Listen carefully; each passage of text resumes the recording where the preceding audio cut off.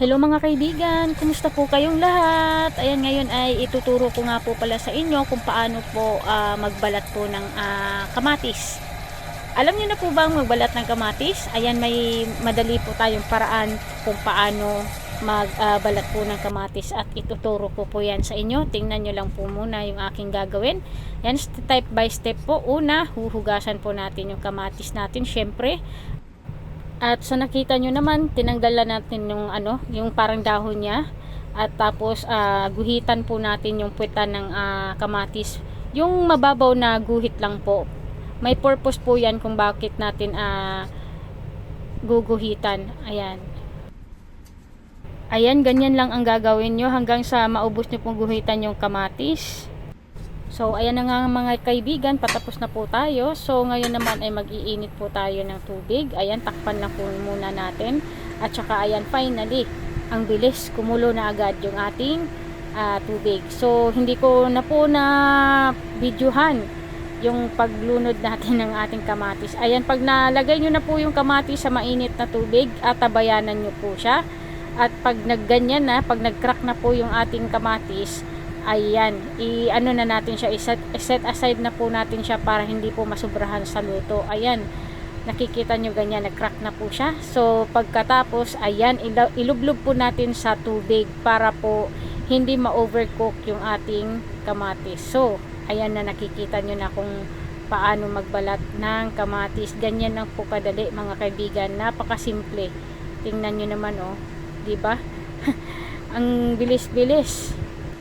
Nakita nyo naman guys, no, yung crack sa bandang pitan po ng kamatis. Yan po yung purpose bakit natin siya ginuhitan.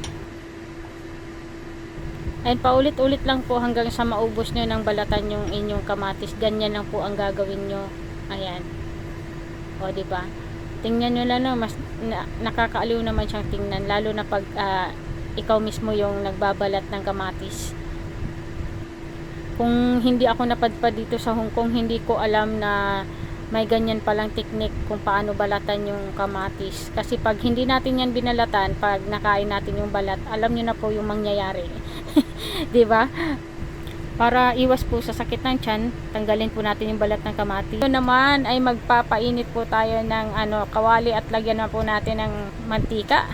At habang nagpiprito po tayo, saka po natin gagayatin yung ating kamatis dahil medyo matagal-tagal po magayat ng kamatis. So ayan na nga, isinalang ko na yung ating chicken wings. Multitasking kumbaga, pag nandito ka talaga sa abroad, multitasking talaga. Wag po natin talaga sayangin yung oras dahil every minute po, mahalaga po ang minuto dito, mahalaga po ang oras dito pag nandito kayo sa ibang bansa.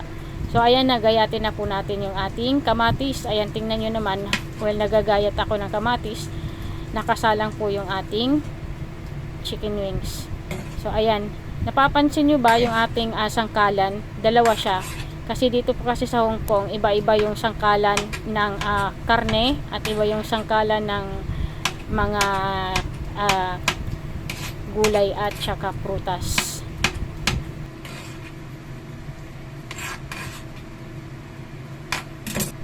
So ayan, finally ulit. Finally ulit na. Ayan, natapos na po natin gayatin yung ating kamatis at sabay-sabay natapos yung ating trabaho. Natapos na din natin yung ating piniritong chicken wings. Ayan na mga kaibigan.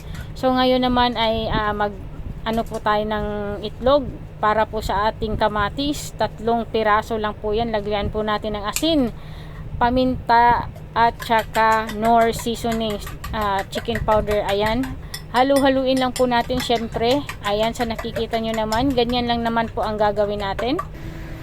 At saka ulit, ang gagawin natin, magpainit po tayo ng kawali at maglagay po ulit tayo ng mantika at ibuhos na po natin ang ating pagmamahal sa taong mali. Charot. So ayan, naluto na naman ang ating itlog at ibuhos na din po natin yung ginayat nating kamatis at halu-haluin lang po.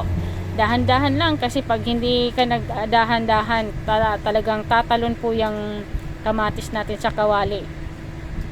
Yan, halo-halo lang po at saka lagyan po natin ng mainit na tubig. Ayan, tansyain lang po natin. Lagyan lang po natin ng mainit na tubig at halu-haluin lang po ulit. At lagyan pa po natin ulit ng tubig dahil kulang pa siya. Lagyan din natin ng 2 teaspoon ng sugar. At lagyan din ng tomato ketchup. Ayan po. Alam nyo ba mga kaibigan, ang luto na yan is paboritong-paborito po yan ng aking alagang bunso. Ayan. Kahit yan lang yung ulam niya, maraming kanin. Kontento na yung alaga ko kahit yan lang yung ulam niya. Guys, please pa-follow, comment, and react po. Thank you for watching.